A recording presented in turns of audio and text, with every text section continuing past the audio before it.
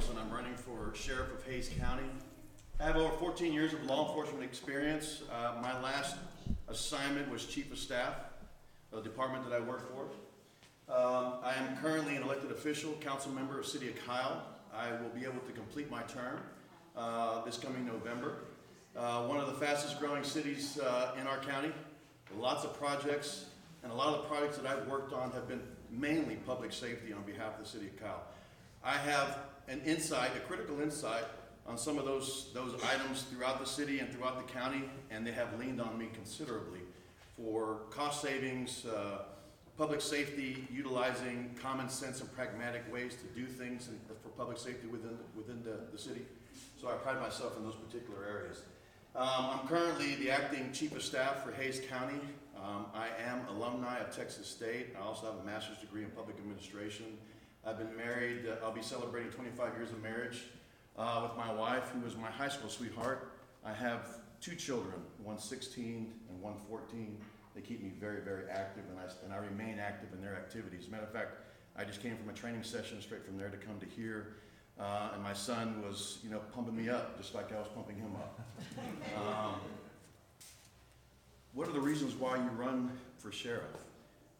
The reasons why I run for sheriff have been a lifelong passion of mine as far as law enforcement is concerned, but more so just engaging the community. A lot of my history and a lot of my experiences have been collaborating and bringing people together for certain types of causes. Some of the most recent policy implementations of mine have been utilizing my assessment of the criminal justice system and healthcare within the county. Some of those policies have implemented things such as pretrial, establishing and increasing our ability to offer pretrial services in our county. The other is doing the assessment of our jail and the cost assessment for our jail. Really, at the end of the day, you'll see a lot of different people will talk about $67 a day, which is around the average cost for inmates in the state of Texas.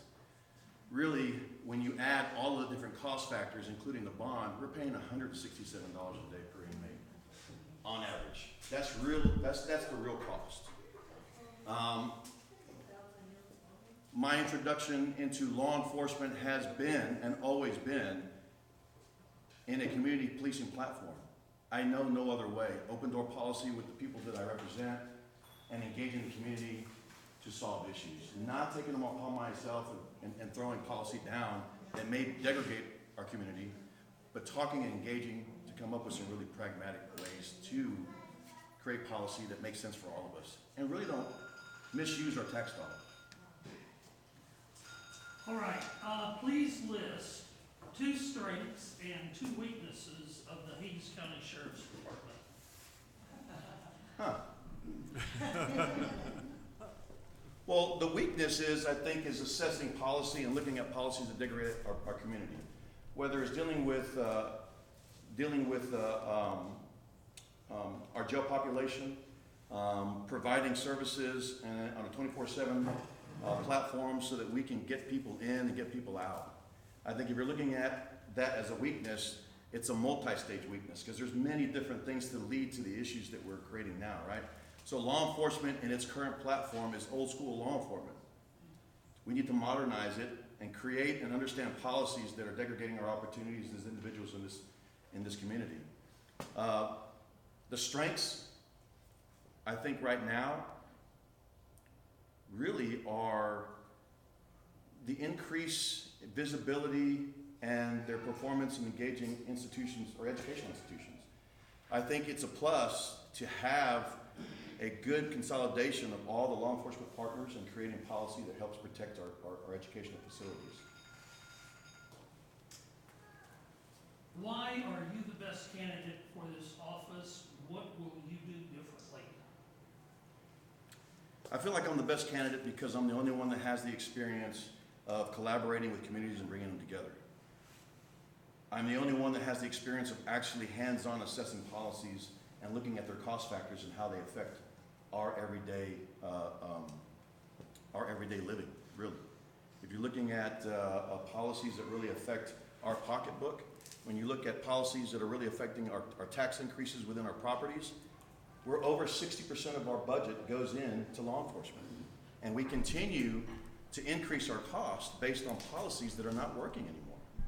So me looking at policies to really assess how we can be more efficient and implement those policies based on well-founded statistics, dollars, and common sense. The next three questions we're asking every candidate.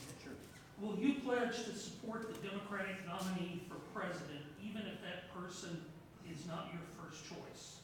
Absolutely. I think in my last meeting, why are we here as Democrats? Why are we all here as Democrats? We have common interests and common goals.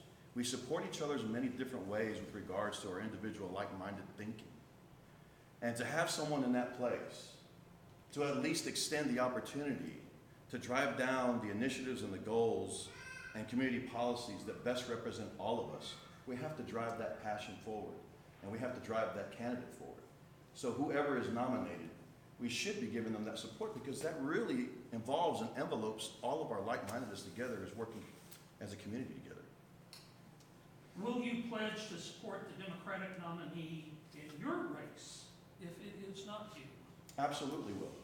I will support him wholeheartedly, because I believe that I have the opportunity and the like-mindedness to take my policy assessments, some of the information from the inside of the inner workings of Hays County government, and provide that to them to give them the highest probability of success in their mission as being the sheriff of Hays County.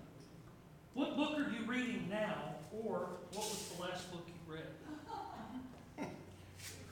Right now it's policy. So if I had to say, the book is the most current one is I've done an assessment on multiple policies on suicide health insurance coverage in our county.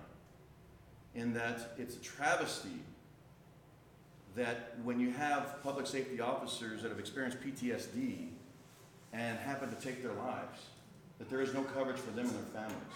So if I had to say books, it's volumes of books that encompass policy to find real pragmatic ways to extend that coverage for them so that they can protect their assets, which is their children and their families and their property, so they can leave behind something.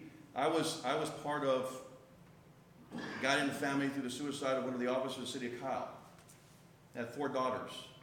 And to see that because it wasn't considered an in-line duty death, they don't get the college benefits, they don't get the health insurance benefits, and you are leaving them in the lowest probability of success for them to be successful just because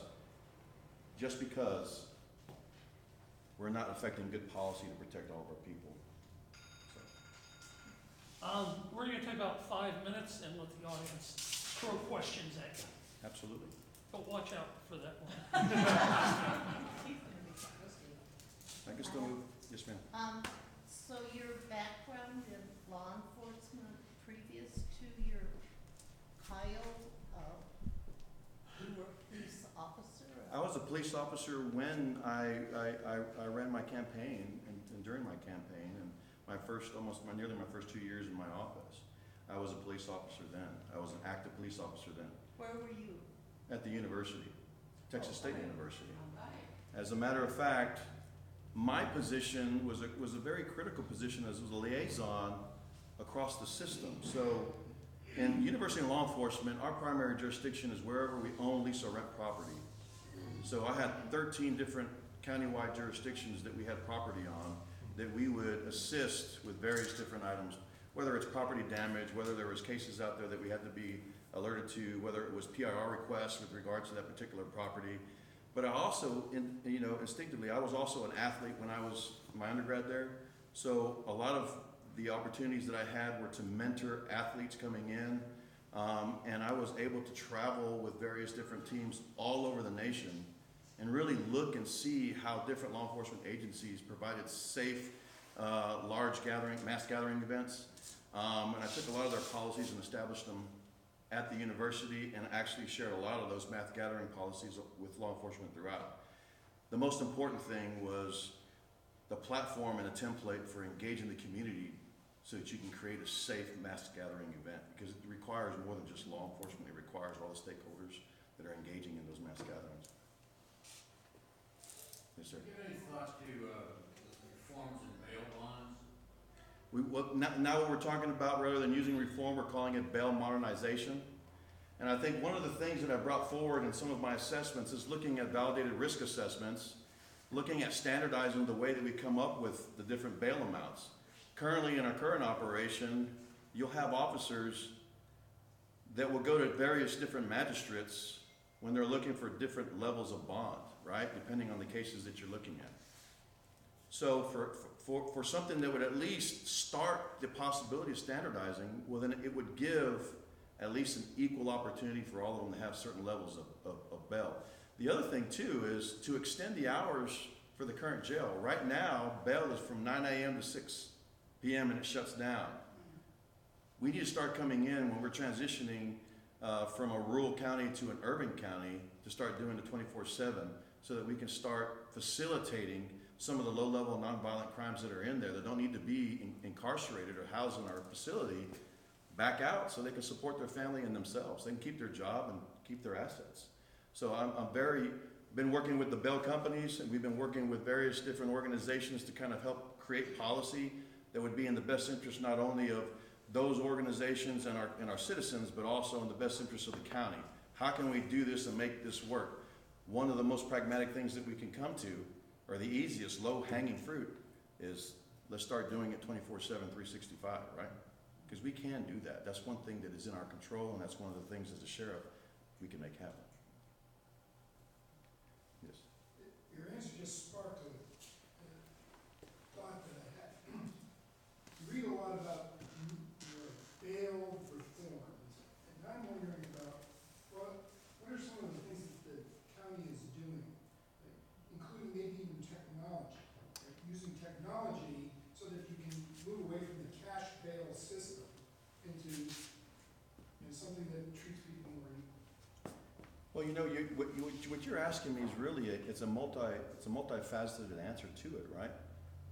So some of the things that we're working on right now that help bail reform are cite and release, which is a statute that's been in place since 2007 that we're not utilizing. When I initially did my assessment, we were averaging 2 in the entire county from all law enforcement agencies, 2 cite and release per month. That was our average. From a policy and a statute that had been in place since 2007, that's ridiculous. The other is reverting over to cite and diversion, which would create not going into the system, but actually addressing the system and getting to the root cause. If it's a mental health issue, if it's a financial issue, or it's a homeless issue, then addressing those things so that we don't even get them into the system, we're providing them the services they need. But when you're talking about utilizing technology, is utilizing electronic monitoring in a fashion that allows all the magistrates really to feel comfortable in utilizing a system that they feel is going to work, right? And that when you do use it, if something were to happen, we can address the issue pretty quickly. There's many other different things, and I'm running out of time, but I definitely, after this, I can sit down and really tell you in specificity what I've done to help get to the point where we need to utilize technology in that fashion. Absolutely. I'm going to take up more time than I'm allowed here, but Go ahead. I'm wondering, what is the scope of the people, women as well as men, in Hays County Jail in terms of their crimes? Does it run everything from the gamut, from a drunk to a murderer, or? Absolutely. Okay. Absolutely. And what are you asking me what the demographics are from women to men? No. Okay. I'm just wondering about the offenses. Oh, the offenses come everywhere from a warrant for driving without a license invalid to homicide. Then I'm wondering what your stance is on punishment versus other kinds of rehabilitation. So when we talk about reformative justice is what you're talking about. Some of the programs that I have introduced and brought the leading professionals in it is the LEAD program. It's called Law Enforcement Assisted Diversion Program, which is implemented not only in Albany, New York, but also in Seattle. And then there's been an increase of states going to this. And what it requires us to do It gives our officers more discretion to address social issues at the root of the problem before getting them into a system that exacerbates the problem. Mental health, for instance. A lot of people with mental health issues are in a vicious cycle in our jail over and over and over again, getting them to the point where we can actually get them to a level or a balanced level of understanding what's happening to them, okay? And then getting them to that point. But restorative justice would also be chemical dependency. Restorative justice could also be having the facilities to help a victim get through those particular issues, whether it's social issues, mental health issues, and so on and so forth. Because a lot of times, you will find that people don't have the appropriate resources that are initially victims, could be people that are in there for certain types of violations based on them not understanding what they're doing at the time. And I guess really I was asking a smidge about demographics. And I'm not talking about the typical demographics that you might think I might be. Okay? What I'm asking about are individuals in your facilities who may be without educations, who may be very undereducated, and what kinds of, I'll call them programs, although I know rehabilitation better, might you be considering offering to inmates in your facilities? Well, For instance, do you have a GED program? and those are all modern policies to address the educational piece in our facility. And those are policies that right now are not collectively offered. And what I would look at on a regular basis is to bring in certain types of programming to offer those opportunities. Now, you have them in very limited scope. I think we need to broaden those, but I think they need to be in a very purposeful way, because I believe that some people have resources to be able to get those things done outside of the facility. Let's look at the people that really need to be in there, and then there will be those other people that need to have them where those services are brought forward to them inside the facility, right?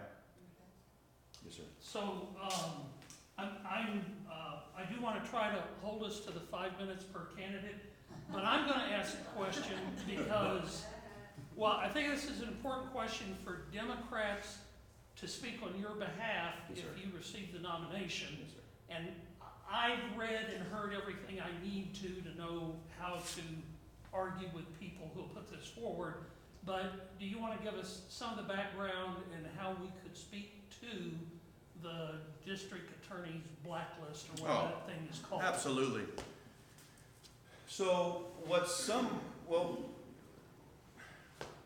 I have told the Democratic Party in every aspect that I have come to meet with them is to really explain to them that I am going to run my campaign based on what I have accomplished and based on my own merits. Education, my experience, and many of the different things that I've been able to accomplish in the community. I pride myself on.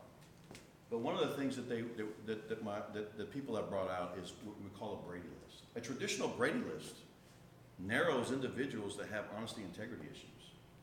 In Hays County, there's no such thing as a Brady list. In Hays County, it's a disclosure list. It's called a 3914 disclosure list. And that disclosure list lumps people that have critical honesty and integrity issues to people that are affiliated with organizations. Because what it does is it allows the prosecuting office or the DA's office to disclose everything about an individual officer so that a defense attorney can provide its best defense to its client. So in my case, none of my issues have ever been about integrity and honesty, ever. I've never been disciplined in my capacity in my entire career for anything remotely about that. And I haven't been disciplined, period. There is no formal discipline in my background. I have an honorable peace officer license that allows me to be a peace officer anywhere in the state of Texas. And I can tell you that my training hours and my experience far exceeds any candidate in any party running for sheriff. I have over 6,500 training hours. And a lot of those are based mainly on engaging community in very purposeful ways, right? creating policies to engage stakeholders, to bring them in and do assessments and see how we can bring these policies in the best interest of the community. Now, you also have some information out there that says that I'm the one that was making decisions on hiring. Well, at the university, if anybody has experience shooting at an institution of higher ed, my rank was a mid-level manager. My job was to collect information, provide it to the chief. The chief then sends it to the HR department. The HR department sends it to equity and access. And then the VP for that particular division signs off on hiring. So I'm way far away from making decisions on who we hire, but I am critical in gathering the information for them to make the appropriate decisions. And I can tell you, I worked hard to provide them everything.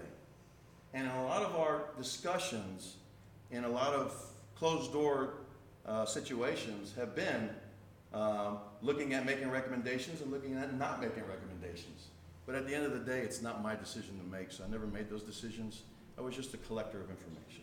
So those are the things that they discuss in 2 different articles, and that really look at it. Because if you're really familiar with higher ed, there's many different levels of administration before it comes back down. It's nearly an act of Congress to get someone hired in an institution of higher ed. But, you know, you gotta know how to facilitate that piece, and my part was gathering information and passing it on to the decision makers in that piece. Alex, our democracy doesn't work unless good people run, so thank you for running for all this. Well, thank you, and I appreciate your time.